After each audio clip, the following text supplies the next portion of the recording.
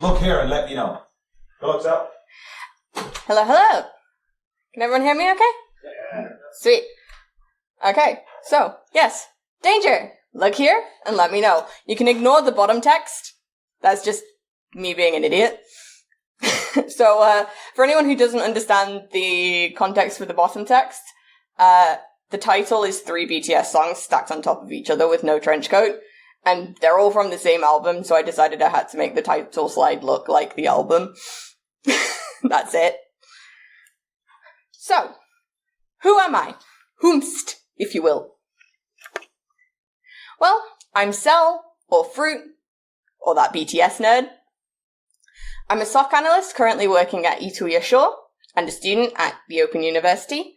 I'm a music lover and a food lover, and I like fishies, especially super tuna. So, the scenario that I'm going to talk about today is fictitious. All characters and events are not intended to resemble actual people or events. However, the malware used as an example is a real opportunistic malware seen in the wild in 2022. So if you choose to research the malware that you see today, please exercise caution. So, the scenario. We, as a collective, can pretend to be the brain cells of a SOC analyst at an internal SOC to a medium-sized company. It's an average Wednesday morning, just before lunch, when a PowerShell script is detected for a file called ff.ps1. So we go to look at the process that led up to it, and we can see this kind of process tree. I'm not going to be trying to show any specific scene tools or tooling or any specific commands. This talk is going to be more about the kind of thought processes and research that goes into the triage and analysis and conversations that are going on. So there's not going to be any kind of specific technical things going on. I do apologize in advance if that's what you were hoping for, but that's not the kind of talk this is. So, from this process tree, we have winlogon.exe, which is an indication of someone logging onto Windows. And then user init.exe, not init, but init, or initialization. And then command prompt, explorer, which is not Internet Explorer, but File Explorer, so the general thing that pops up with all the kind of files and things, etc. And then another command prompt, and then PowerShell, and that's where the alert happened. And then we can go into more detail, and the file location is the public users directory of music. And it's the only other file in the folder is a file called securityhealth.exe. And the only other activity from the device so far this morning has been calling out to an IP address 34.105.85.231 about every 10 minutes or so. Now, because I do want this to be a little bit interactive, but I did write most of the content for this talk about 2 years ago. It was a bit of a struggle for me to make it real as interactive as I wanted. Does anything in this stand out to you guys as weird? You're welcome to put your hands up, say things, shout out. So you said every 10 minutes or so, it could be a bit more specific about what we're actually seeing. Yeah, so it's about every 10 minutes. There's Times? Is it 10 minutes exactly? Like, is it timestamp? It's not 10 minutes, bang, bang, bang, bang, bang. It's like 10 minutes, give or take a few seconds. Having a PowerShell script in... Well, PowerShell isn't music. Why is it music folder? Ding, ding. Yeah, that's definitely a bit of a weirdness. Pardon?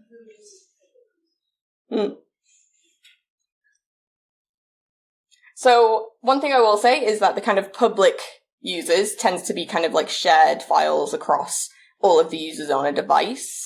So, more common in kind of like home computers where there may be multiple users rather than corporate networks, where they may use like a shared drive instead, or a shared network drive. So, let's move on. So we're going to take a look at a few things, and here's one we did earlier, looking at the IP address on VirusTotal, where 8 vendors, flag it as malware and malicious. So 8 out of 93 isn't necessarily a lot to begin with, but it is an indicator that something might be a little bit weird with it. And again, another thing we did earlier is we looked up the ff.ps1, and it came up with a VBS script called requiredDocument.vbs, which isn't the thing we were looking for, but it's interesting to know. And it came up with a signature for a piece of malware called async rat.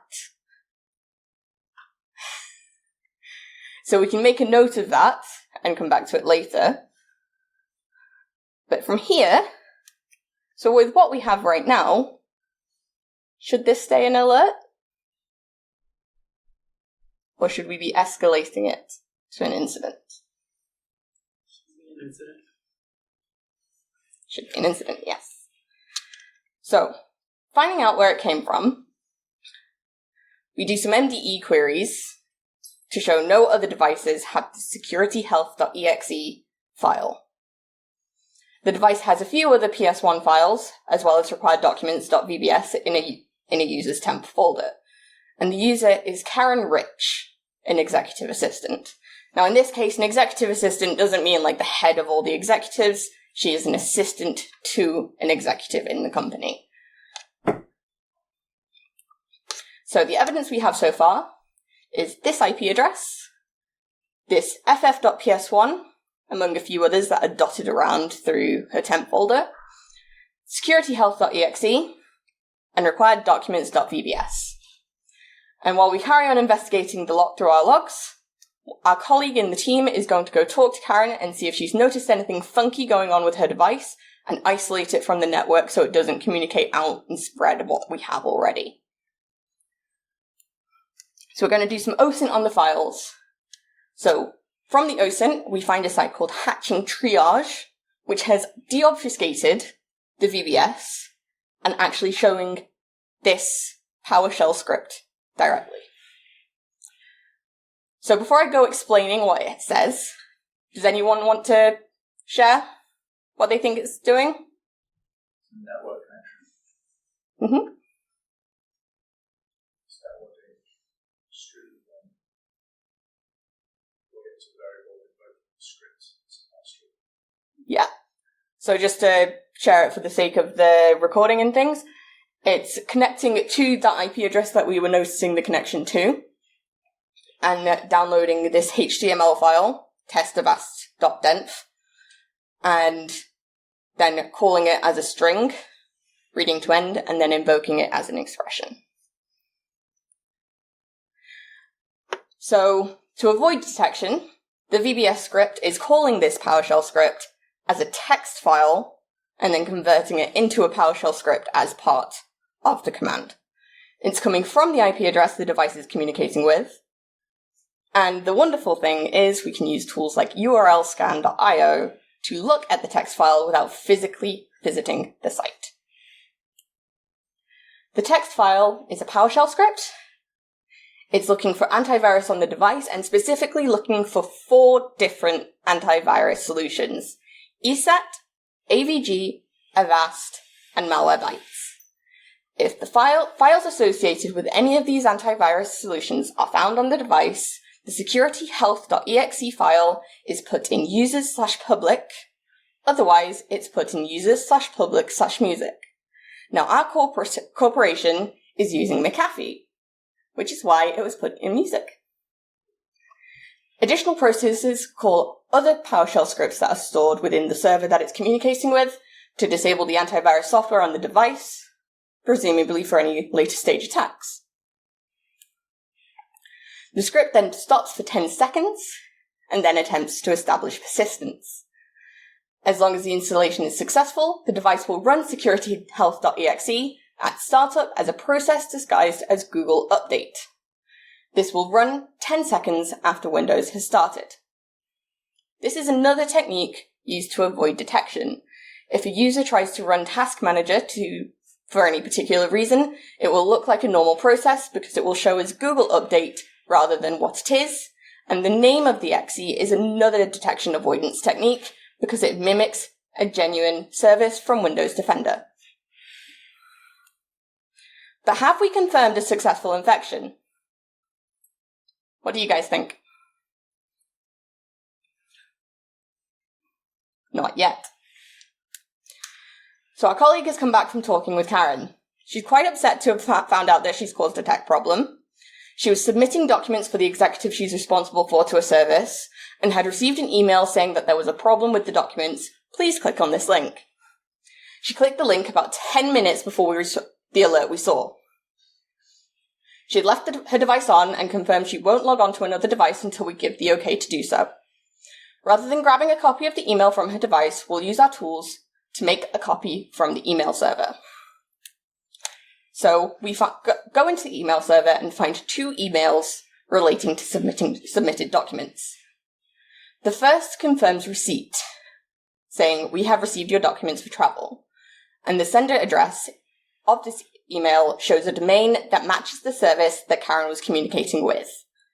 The second indicates an issue with the documents and asks her to please review. And the sender of this email, has a Hotmail address, and the link inside is a bit.ly link. The link is being used to hide a link to content stored on Discord's CDN. Not everything hosted on Discord is malicious, and Discord's popularity has made it a recent attack vector for malware distribution, but Discord has recently changed how content is linked and stored due to this popularity with their actors. They were aware of it and changed it so that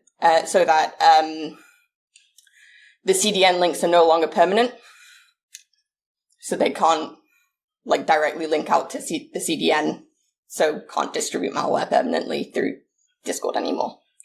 However, using URL scan to look at the content, we see a HTML file using JavaScript to quietly download I made a typo on my slides. It should say required documents.zip, not required download.zip. Anyway, using a zip file makes it harder for AV to detect what's inside, especially if the payload is nested inside another zip file. The compression algorithms just make it harder for the AV to look at things.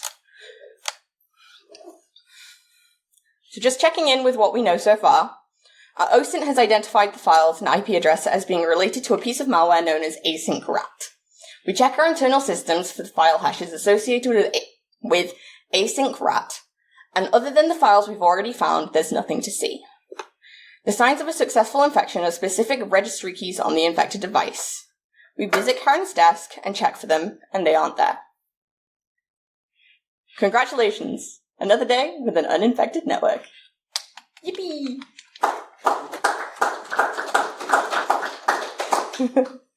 So how did this happen?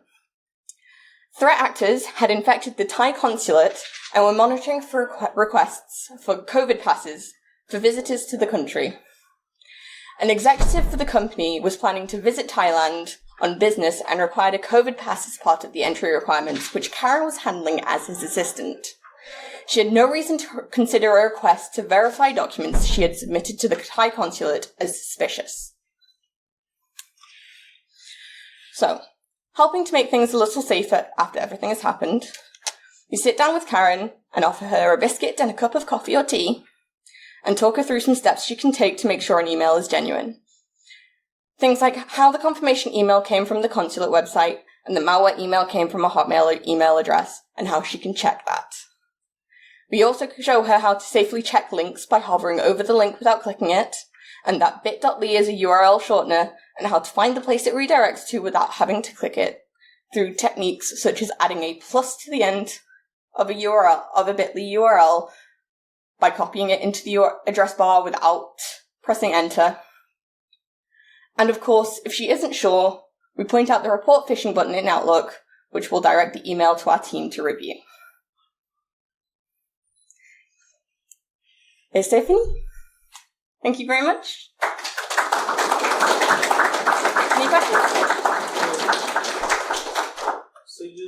confirmed that there was no sign of infection on that particular device. So what saved it? Because the actual payload was asking for AV to be shut down first. Did that ever happen? So, because it was a corporate device, there were various protections in place that stopped the securityhealth.exe from running. This, you have to bear in mind that this is a fictional scenario as well, so there are things that are a little bit muddy. But what would have been the case would have been that the securityhealth.exe was prevented from running because the machine didn't have admin rights. Yeah, this also happened with, like, these days, nobody uses AVs, right? But they usually uses the more sophisticated AV tools like, I can't remember the name on top of my head, but which are looking at like what files these EXEs are accessing, and that's where they see. I mean, as you said, like it's coming from the music folder itself that rings some alerts. So, like Carbon Black, the ADR solution, do they also get disabled by some sort of? Because most of them comes with like tamper protections in these. So this specific malware that I based this talk with, it was specifically hard coded to look for those AV solutions. It wasn't doing anything specifically advanced to say if it's doing this kind of thing, shut it down. It was looking specifically for those solutions, which is why I named them. Okay. Yeah, no worries.